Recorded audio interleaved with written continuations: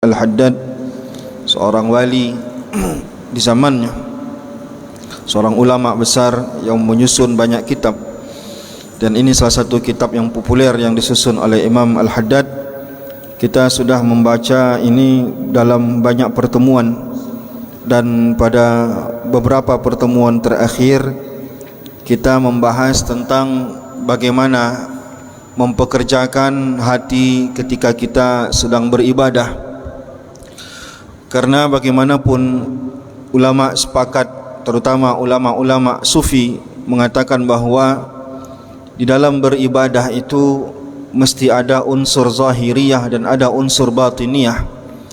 Unsur zahiri yang dimaksud adalah bagaimana secara fisik kita beribadah dengan cara yang benar. Kita contohkan misalkan seperti kita melaksanakan solat, maka bagaimana gerakan yang sempurna, bagaimana bacaan yang fasih, itu disebut dengan amal zahiriyah, ya. Ada juga disebut dengan amal batiniyah. Ada ulama membaginya menjadi dua, ada ulama membaginya menjadi tiga, ya. Ulama yang membaginya menjadi tiga bagian mengatakan bahwa pembagian pertama disebut dengan a'mal jawarih, yang kedua a'mal lisan, yang ketiga a'malul qulub. Sebenarnya sama saja pembagian itu. Jika dibagi menjadi dua, disebut dengan amal zahiriyah dan amal batiniyah. Apa amal zahiriyah? Setiap kali kita beribadah, apakah itu salat, membaca Quran, zikir, apapun, maka ada perbuatan fisiknya. Gerakan-gerakan dan bacaan-bacaan itu disebut dengan gerakan fisik. Gerakan fisik itu bagus dan penting, wajib untuk kita perhatikan. Tapi kata ulama, rohnya ibadah itu bukanlah amal zahiriyahnya, tapi rohnya ibadah itu adalah ketika hati itu bekerja, itulah roh di dalam beribadah. Maka mempekerjakan hati dalam beribadah seperti salat, seperti baca Quran, seperti berzikir, itu membuat ibadah itu menjadi hidup dan berasar. Berasar artinya berpengaruh, dapat merubah perilaku kita, karena ibadah itu dapat merubah perilaku dan perbuatan kita. Nah, jadi itu sudah selesai. Dalam ibadah kita sudah diajarkan bagaimana memfungsikan hati di dalam beribadah. Maka kata Abdullah Al-Haddad ini mengatakan apa? Ketika bibir mengucapkan la ilaha illallah, maka mestinya dalam waktu yang bersamaan hati juga mengucapkan la ilaha illallah. Maka orang yang berzikir itu dibagi menjadi 4 tingkatan. Tingkatan yang terendah adalah lisan berzikir tapi batin tidak ikut berzikir. Yang diinginkan apa? Lisan berzikir, hati berzikir. Sampai kepada puncaknya, di saat lisan tidak lagi berzikir, hati tetap berzikir meskipun lisan tidak berzikir. Nah, tentu saja itu butuh latihan dan lain-lain. Baik, pembahasan itu sudah selesai. Kita masuk kepada pembahasan berikutnya, ya. Kajian tasawuf berikutnya adalah setelah kita merapikan kajian pertama kita dulu, bagaimana kita merapikan aktivitas. Yang kedua, kita merapikan ibadah.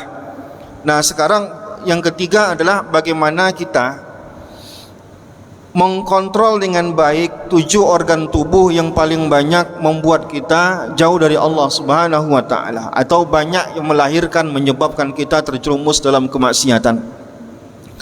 7 organ tubuh itu adalah mata, telinga, mulut.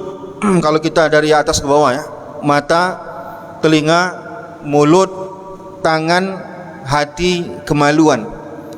Kaki dimasukkan kategorinya sama dengan tangan, dibuat satu paket. Kalau dipisahkan tangan sama kaki, dia jadi 8. 8 ini atau 7 ini, ya. Kalau 7 berarti kita gabung tangan dengan kaki. Saya ulangi, mata, telinga, mulut, hati, ya, tangan, perut, kemaluan, ya, 7 itu. Kaki dimasukkan ke tangan. Saya lupa menyebutkan kemaluan tadi. Nah, dari 7 ini, ya, dari 7 ini sebenarnya ada satu lagi, cuman tidak dimasukkan ke situ. Ada ulama memasukkannya, yaitu pikiran. Tapi di dalam pembagian Imam Haddad ini, dia tak memasukkan pikiran ke dalam itu. Tapi sebenarnya pikiran itu juga dia juga berperan, ya. Kenapa? Karena kemaksiatan itu dirancang oleh pikiran kita. Ketika kita ingin melakukan kemaksiatan, biasanya kita rancang dulu. Kita ingin berzina nih, maka kita merancang dulu apa yang kita lakukan. Cari duitnya dari mana, kemana kita, hotel mana yang mau disewa, perempuan mana yang mau dicari. Maka merancang itu di pikiran ya. Tapi Al-Haddad tidak memasukkan pikiran itu ke dalam ini. Dia memulainya dari mata dan seterusnya sampai bawah. Tapi ulama-ulama semua sepakat, semuanya di induknya itu ada di hati. Mata nanti dia juga jatuh ke hati, telinga nanti jatuh ke hati, mulut nanti jatuh ke hati. Ya, semuanya puncaknya itu adalah di hati dia. Maka nanti hati itu menjadi bosnya. Maka kata Imam Malik, jika tubuh ini adalah sebuah istana ya, tubuh ini banyak organ-organnya, diibaratkan sebuah istana, maka dia ada raja, rajanya itulah hati. Menerjemahkan hadis Rasulullah sallallahu alaihi wasallam, ala inna fil jasadi mudghatan, dalam hati manusia, dalam diri manusia ada segumpal daging, iza saluhatil jasadu kulluh, jika yang segumpal itu beres, maka sekujur tubuh beres, ujung kaki sampai ujung rambut sampai ujung kaki. Wa iza fasadatil jasadu kulluh, tapi jika itu tidak beres, maka sekujur tubuh tidak beres. Kenapa dia bosnya hati? Karena mata ketika melihat, dia ada instruksi. Yang menginstruksikan itu mata, tidak menginstruksikan dirinya sendiri. Dia diinstruksikan oleh hati ya. Apa yang saya ucapkan ini dari awal tadi, itu tidak keluar dengan sendirinya. Dia keluar berdasarkan apa yang ingin saya keluarkan dari hati saya. Jika hati saya berkata A, maka mulut akan mengatakan A. Kalau hati saya mengatakan B, mulut saya tidak akan mengatakan B, A. Karena mulut ini mengeluarkan kata-kata itu berdasarkan dengan instruksi hati tadi. Saya pegang mic ini, yang menyuruhnya ada. Nyuruhnya siapa? Itulah instruksi dari hati itu. Nah, maka ulama sepakat bahwa sebenarnya dia bosnya itu ada di hati. Maka gagal orang mengkontrol hatinya, maka disinilah sumber dosa terbesar. Ya, sombongan, ria, ya, kebencian, dendam dan lain-lain, itu semuanya bersumber dari hati. Maka gagal orang mengkontrol hatinya, maka banyak hal yang akan gagal dalam diri dia. Maka ada unsur zahiriyah, tangan, mata, telinga, mulut, suara yang keluar, kemaluan ataupun kaki, itu unsur-unsur zahiriyah namanya. Unsur-unsur zahiriyah ini dia tidak menginstruksikan dirinya sendiri, dia diinstruksikan oleh unsur batiniyah. Unsur batiniyah itu apa? Inilah hati kita, ini disebut dengan unsur batiniyah. Nah, maka hadirin yang dimuliakan Allah Subhanahu wa taala, maka penting bagi orang untuk selalu ya mengkontrol hatinya ataupun memeriksa hatinya.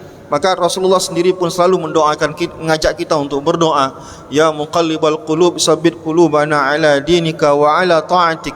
Karena gampangnya hati ini berbolak-balik, maka dia bahasa Arabnya qalbun ya. Qalbun itu artinya gampang dia bergerak, gampang dia berbolak-balik, maka dia disebut dengan qalbun.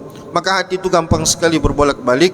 Dia bisa baik, dia bisa buruk, dia bisa jahat, dia bisa juga menjadi orang yang soleh dengan hati itu. Maka penting bagi kita mengkontrol hati. Maka hal-hal yang diajarkan Rasulullah sallallahu alaihi wasallam ya. Bagaimana kita caranya supaya hati itu betul? Maka hati itu tidak bisa betul dengan sendirinya. Dia ada terapinya. Terapinya bagaimana? Nah, terapinya adalah perilaku manusia, perilaku seseorang itu buah daripada kedekatan dia kepada Allah Subhanahu wa taala. Maka jika hati ini ingin beres, maka dia difungsikan dalam ibadah. Masalahnya kenapa orang membenci orang lain padahal dia solat ya? Dia solat secara zahir tapi batinnya tidak solat. Sehingga secara zahir dia terlihat baik, tapi secara batin dia membenci orang lain. Nah, jadi sebenarnya untuk menterapi itu gimana caranya? Sederhana sekali. Kita kembali ke tema kita yang kedua kemarin, bab kedua kita. Gimana caranya memfungsikan hati dalam ibadah? Kalau hati sudah difungsikan dalam beribadah, maka dia akan berfungsi dalam perilaku. Maka kata Allah, aqimis salata inna salata tanha 'anil fahsya'i wal munkar. Salatlah, salat itu akan membuatmu tercegah dari perbuatan keji dan mungkar. Salat yang kayak mana? Banyak juga orang salat tapi mencarut, jalan juga. Banyak juga orang salat tapi cinta pada dunia, jalan juga. Karena fisiknya salat, batinnya tidak salat. Ketika dia menafikan Tuhan selain Allah, la ilaha illallah, mulutnya sering berzikir la ilaha illallah, tapi batinnya tidak ikut menzikirkan la ilaha illallah, maka secara zahir terlihat dia berzikir, tapi secara batin zikir yang ribuan itu tidak dapat membentuk perilakunya. Jadi sederhana sekali, bagaimana caranya batin bisa bekerja, hati bisa bekerja dengan baik. Untuk memfungsikan hati dalam keseharian kita, caranya sederhana sekali, fungsikan dia dalam ibadah kita. Ketika dia sudah berfungsi dalam beribadah, maka dia akan berdampak di dalam perilaku. Wallahu a'lam. Assalamualaikum warahmatullahi wabarakatuh.